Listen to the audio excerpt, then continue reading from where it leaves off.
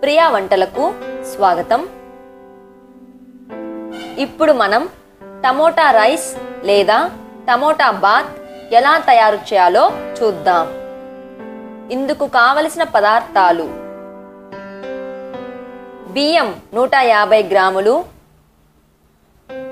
చిన్న చిన్న ముక్కలుగా కట్ చేసిన టమోటాలు 4, తరిగిన ఉల్లిపాయలు 2, క్యాబేజీ ముక్కలు కొద్దిగా, బంగాళాదుంప ముక్కలు కొద్దిగా, తరిగిన పచ్చిమిర్చి 3, అల్లం వెల్లుల్లి పేస్టు 1 టీ స్పూను, ధనియాల పొడి 1 టీ స్పూను, కారం పొడి రుచికి సరిపడినంత, పసుపు 1/2 టీ స్పూను, ఉప్పు రుచికి సరిపడినంత, చెక్క, లవంగాలు, యాలకలు, మిరియాలు మరియు బిర్యానీ ఆకు కొద్దిగా,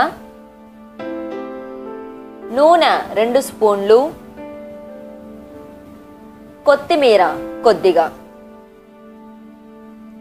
ఇప్పుడు తయారీ విధానం చూద్దాం.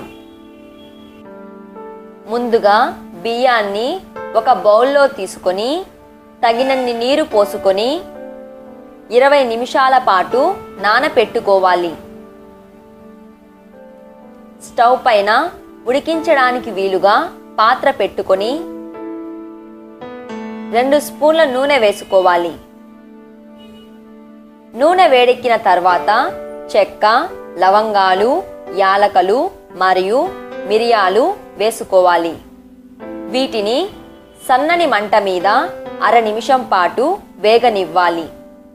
తర్వాత ఉల్లిపాయ ముక్కలు మరియు పచ్చిమిర్చి ముక్కలు వేసుకోవాలి.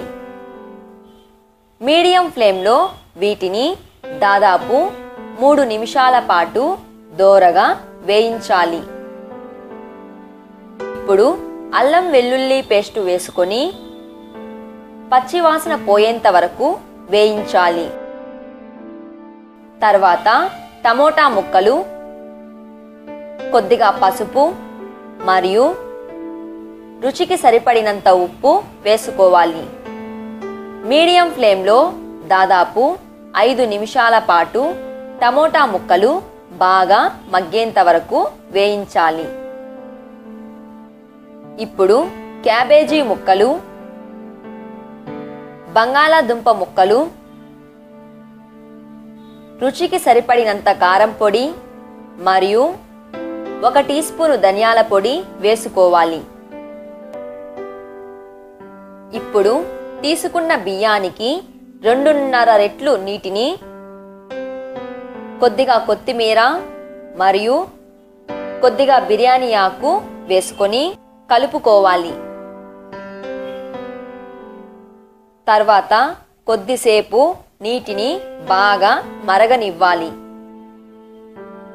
నీరు మరిగిన తర్వాత నానపెట్టుకున్న బియ్యాన్ని వేసుకొని ఒకసారి కలుపుకోవాలి. మూత పెట్టి దాదాపు 10 నిమిషాల పాటు నీరు మొత్తం ఆవిరయ్యేంత వరకు మీడియం ఫ్లేమ్లో ఉడికించాలి. తర్వాత మంటను పూర్తిగా తగ్గించి రైస్ పూర్తిగా కుక్ అయ్యేంత వరకు మరో 2 నిమిషాలు ఉడికించాలి.